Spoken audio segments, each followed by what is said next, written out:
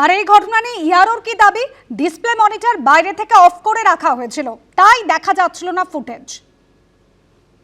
আমাদের কাছে যেটা আছে 8:15 থেকে 8:20, যেটার মধ্যে ওরা বলছে যে ওই সময়টা ফিট করা হয়নি, মানে বাইরে যে সিসিটিভি ক্যামেরা আছে সেটা নাকি দেখা যায়নি। তারপর আমরা খবর পাওয়ার সাথে সাথে 8:07 খবরটা আমাদের কাছে এসছে।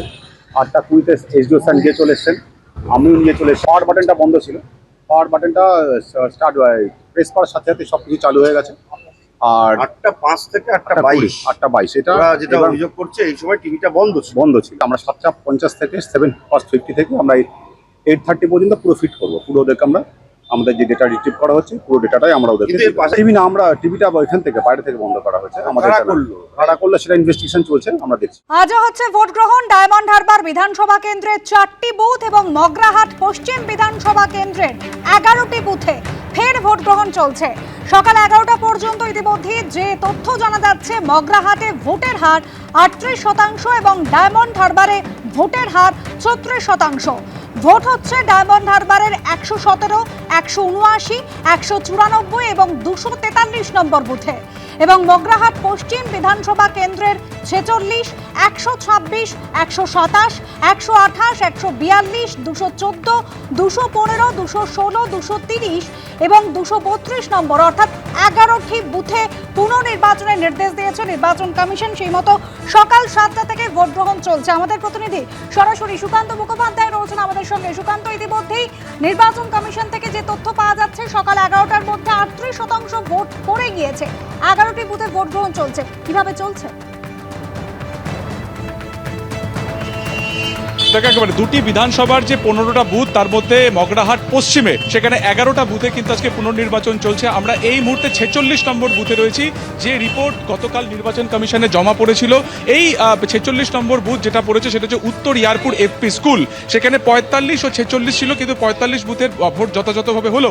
46 নম্বর বুথের বিরুদ্ধে যেটা অভিযোগ ছিল যে এখানকার যে দুটো সিসিটিভি ছিল তার মধ্যে একটি সিসিটিভি কোনোভাবে কাজ করছিল না, সেটা বন্ধ হয়ে যায় এবং সেই কারণে প্রিসাইডিং অফিসারের তরফ থেকে রিপোর্ট পাওয়ার পরই গতকালকে স্ক্রুটিনি হয় এবং সেই স্ক্রুটিনির পরে এখানে আজকে পুনর্নির্বাচনের সিদ্ধান্ত হয়। এবং এখনো পর্যন্ত পশ্চিম মগরাহাট যে বিধানসভা, সেখানে এই 11টি বুথে প্রায় 38% ভোট পড়ে গিয়েছে। এবং তুমি দেখতে পাচ্ছ যে লম্বা লাইন সেখানে রয়েছে। সেন্ট্রাল ফোর্স প্রত্যেকের পরিচয়পত্র দেখার পরই তাদেরকে কিন্তু ভেতরে যাওয়ার অনুমতি দিচ্ছে এবং মোটের উপরে এইখানে শান্তিপূর্ণভাবেই আপাতত ভোট পর্ব চলছে। তবে এর আগে যেখানে আমরা ছিলাম 230, 231 এবং 232 নম্বর বুথ, সেইখানে বিজেপি প্রার্থী গৌর সুন্দর ঘোষ এসেছিলেন এবং সেখান থেকে তিনি যখন বেরিয়ে যাচ্ছিলেন, সেই সময় তার গাড়িতে তিনি যখন উঠে যান, সেই সময় গ্রামবাসীদের একাংশ এবং তৃণমূল কর্মী সমর্থকদের একাংশ তাকে কেন্দ্র করে বা তাকে ঘিরে জয় বাংলা স্লোগান দেন। এবং এই গোটা ঘটনাটি যেহেতু বুথ কেন্দ্রের একেবারে কাছে হচ্ছিল, সেন্ট্রাল ফোর্স সেখানে সঙ্গে সঙ্গে যেতেই পরিস্থিতি তারা নিয়ন্ত্রণে আনেন এবং ততক্ষণে বিজেপি যিনি প্রার্থী ছিলেন তিনি বেরিয়ে যান।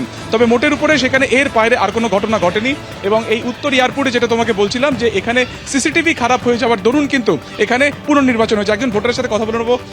আপনি 29 তারিখে তো ভোট দিয়েছিলেন, ফের রিপোর্ট হচ্ছে। ভালো রিপোর্ট হয়েছে, ভালো ফল হয়েছে এখানে টিএমসি। এর আগে প্রায় 94% এখানে ভোট পড়েছিল। হ্যাঁ, 94% ভোট পড়েছিল। কি বলা হচ্ছে যে কমিশনের তরফ থেকে সিসিটিভি কাজ আগে সিসিটিভি কাজ করেনি, এখন ঠিক হয়ে গেছে, তার জন্য পুনরায় নির্বাচন হচ্ছে। সিসিটিভি কাজ করেনি বলেই কিন্তু এখানে মূলত আরও একবার নির্বাচন হচ্ছে। এর আগে আমরা 230, 231 এবং 232 নম্বর বুথে ছিলাম।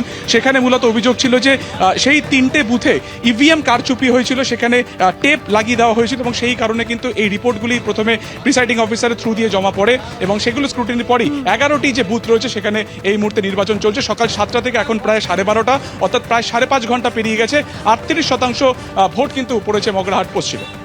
একেবারে ধন্যবাদ সুকান্ত। সকাল থেকে মোটের ওপর কিন্তু সবকটি বুথেই যে 11টি বুথে পুনর্নির্বাচন হচ্ছে, শান্তিপূর্ণভাবেই ভোট হচ্ছে। তবে দুটি বুথ, যেরকম বহিরাপুর এলাকার 3টি বুথ পরিদর্শন করে বের হচ্ছিলেন বিজেপি প্রার্থী গৌর সুন্দর ঘোষ, তিনি যখন বেরোচ্ছিলেন তাকে বাধা দেওয়া হয়, তাকে লক্ষ্য করে জয় বাংলা স্লোগানও দেওয়া হয়।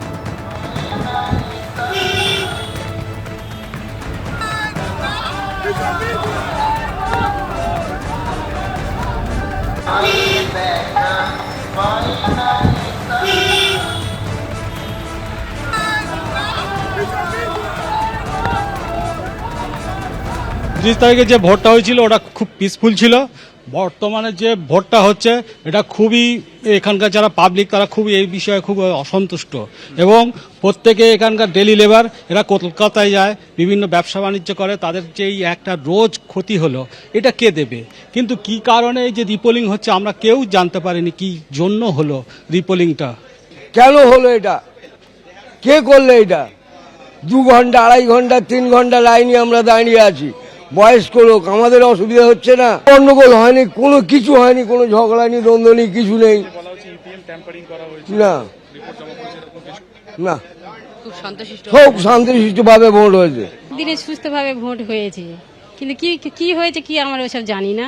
এই কিছুক্ষণ দাঁড়িয়ে আছি, আগে মানে খুব দাঁড়াতে হয়নি, আমরা তাড়াতাড়ি সকালে ভোট দিয়ে চলে গেছি 7টার মধ্যে, কোনো গন্ডগোল অসুবিধা হয়নি, ভোট সুস্থভাবে ভোট হয়েছে। তার মধ্যে কি হয়েছে কেন ভোট হচ্ছে আমরা এসব জানি। এবিপি আনন্দ এগিয়ে থাকে, এগিয়ে রাখে।